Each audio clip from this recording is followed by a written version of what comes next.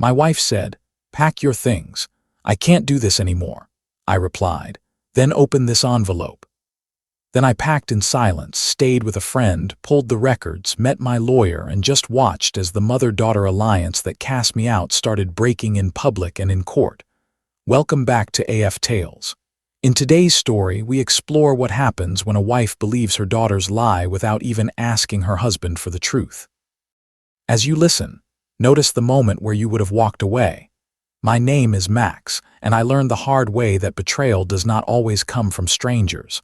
Sometimes it comes from the people sitting at your own dinner table. The night everything broke was strangely bright. The living room light felt too sharp, the silence too heavy.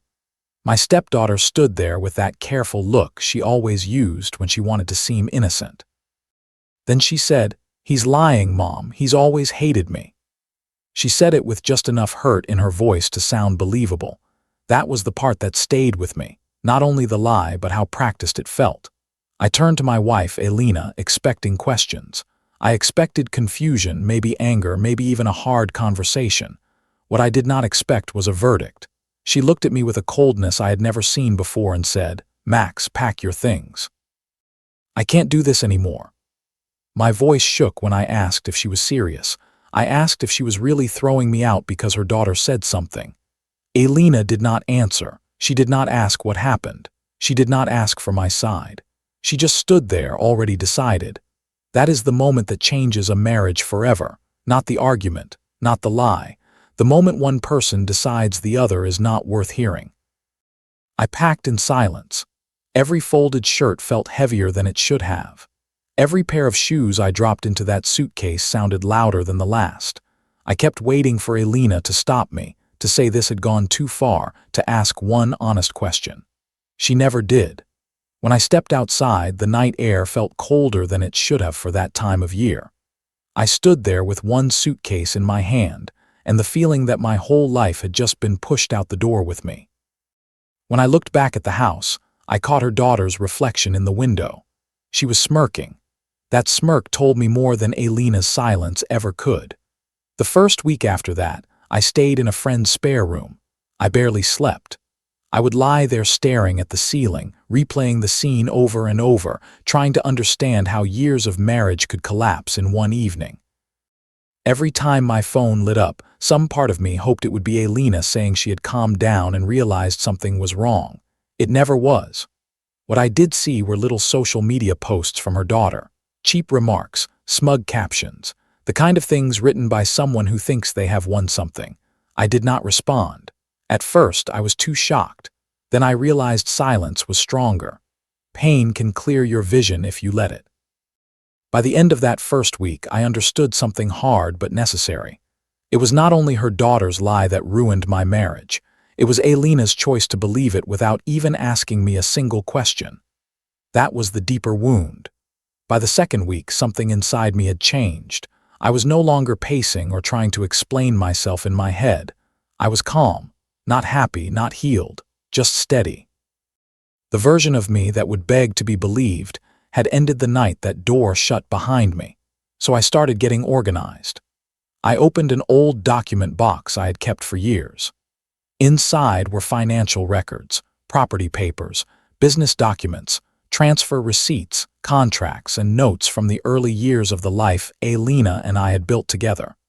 She had acted like I could be removed from that life as easily as a coat from a closet. What she forgot was that I had helped build nearly every part of it. This is where many people still hope love will fix what betrayal already broke. But trust does not grow back just because you miss the person who shattered it. By the third week, I had a routine again. I woke up early. I made my own meals. I wrote lists. I met with a lawyer, an old friend who looked through the papers with quiet focus. We went through the house, the joint accounts, the investments, and then the business Elena always talked about as if it had appeared from thin air. It had not. I had helped fund it in the early days. I had signed documents. I had covered bills when the business was barely standing. I had proof of every contribution. Legally, I was not just the husband who helped in the background. I had a real stake in what we built. 3 weeks after she threw me out, Elena finally came to see me. She showed up at my friend's place looking tired and uncertain, like she expected me to still be waiting for permission to come home. She stood in the doorway and said, "Maybe we both need time to reflect. Maybe it's time you apologize and come back." I remember just looking at her for a second. The nerve of that sentence almost made me laugh. She threw me out without one question, and now she was asking if I had reflected. So I handed her an envelope. She opened it, saw the divorce papers, and for the first time since all this started, she looked truly shaken. She stared at the top page like she could will the words to change. Then she said, "Max, this is ridiculous. You're upset. We don't have to do this." I told her I had reflected quite a lot. I told her she believed a lie without asking me once for the truth. She removed me from my own home like I was nothing. And now she wanted me to apologize for not quietly accepting it. She said, "She's my daughter. What was I supposed to do? Ignore her?" That answer told me everything. Even then, she did not understand the real issue. No one asked her to ignore her daughter. I asked for something simpler than that.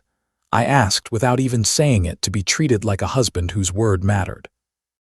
I told her, "You were supposed to know me better than that." That line hit harder than anything else I said, because it was true.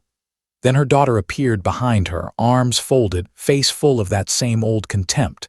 She said it was good I was finally leaving for good. She said I had always been jealous of her. This time the words did not sting. They confirmed what I already knew. I closed the door on both of them. After that, everything moved quickly. My lawyer filed for divorce and laid out my claim to the assets we had built together. The house, the investments, the accounts, the business, every piece supported by records, signatures, and years of proof. When the legal papers arrived, Elena finally understood that this was not about hurt feelings anymore. This was about consequences. She started calling, then texting, then trying to appear in person. I did not answer. Her daughter, meanwhile, began posting about me online. Bitter, vague, insulting. But anger looks weak when it has no facts behind it. Every post only made her seem more unstable and more involved than she wanted people to notice. When I saw Elena outside the courthouse for the first hearing, she looked different, smaller somehow, less certain. She asked if we really had to do this. She told me to think about everything we built. I said, "Exactly, we built it, not just you." That was one of the first times I saw her daughter lose control in public. She called me greedy and said I never loved her mother, only the money. I told her I was not the one who lied and destroyed a marriage. Elena grabbed her arm and told her to stop because she was making it worse. That was the beginning of the cracks between them. Revenge is usually imagined as something loud. But in real life, consequences are often quiet, a document filed, an account frozen, a truth spoken at the right moment. The hearings went on, and with each one Elena seemed less composed. My lawyer went line by line through the records. Every time she tried to act like I was only a supportive husband with no real claim, another document proved otherwise. Emails, receipts, contracts, transfers. Her signature beside mine again and again. The strongest moment came during cross-examination when my lawyer asked whether she had removed her husband from the marital home without discussion or proof of wrongdoing. She froze. She looked toward her daughter, almost on instinct, like she still expected help from the person who started all this. But no one could answer for her there. She was alone with her choice. I did not smile in court. I did not gloat. I just sat there and let the truth do its work. After one hearing, her daughter followed me into the parking lot and told me I had not won anything, that her mother would never forgive me. I told her that forgiveness was not the point. One day, I said, Elena would understand who really destroyed her marriage, and it was not me. For the first time, her face changed, just for a second, but it changed. Around then, mutual friends started telling me that the house was no longer peaceful. Elena had begun questioning her daughter about everything. The lies, the stories, the little details that no longer fit together. What had once been blind loyalty became suspicion. Their arguments were no longer private. They were loud, bitter, and constant. I stayed out of it. By the second major hearing, the judge ruled in my favor on half the marital assets and formally recognized my financial contribution to the business. Alina looked stunned. Her daughter stormed out before the session even ended. That night, Alina sent me a message asking if we could talk without lawyers. Once, a message like that would have pulled me in immediately. But when trust is gone, words start sounding very different. I looked at the screen for a long time, then put my phone down and never answered. Around that time, I made one decision that mattered deeply to me. Instead of holding on to my share of the business out of spite, I worked with my lawyer to transfer that value into a trust that funded scholarships for women who had been abandoned, silenced, or left without support. It was the only part of this story that felt bigger than anger. I wanted something good to come from the wreckage. When Alina found out, I heard she was furious. Not just because of the money, but because she finally saw that I was no longer making my decisions around her reactions. Her daughter blamed her. She blamed her daughter. By then their alliance was over. All that remained was blame. The final hearing felt less like a battle and more like the end of a long mistake. The judge's decision was clear. I walked away with my rightful share of the life we had built, and more importantly, I walked away free. When it was over, I gathered my papers and walked past Alina. She looked up at me with red eyes like she still wanted something from me. Maybe pity, maybe reassurance, maybe one last chance to be chosen. I gave her none of those things. Outside, her daughter was waiting. There was no smirk now, only anger and panic. She told me I had destroyed her mother. I told her no, her mother destroyed herself the moment she chose a lie over her marriage. I said her daughter had only helped. She had no answer for that. In the weeks that followed, I heard bits and pieces through other people. Alina sold the house to cover legal costs. The business began to struggle without the work I had quietly carried for years. Her daughter moved out, and for the first time, Alina was left alone with the choices she had made.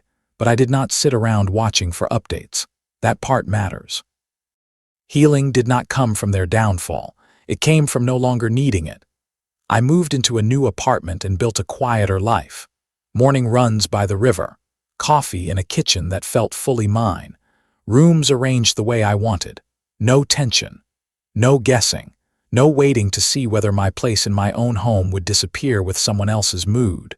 Then one morning I got an email from the first scholarship recipient. She wrote that the support had changed her life. I sat there reading that message twice, then a third time, and that was when something shifted for me. What began as survival had turned into something cleaner, something useful, something that no longer belonged to the people who hurt me. One night, months later, I boxed up the last few things from that old life. The ring, the spare keys, a few photographs.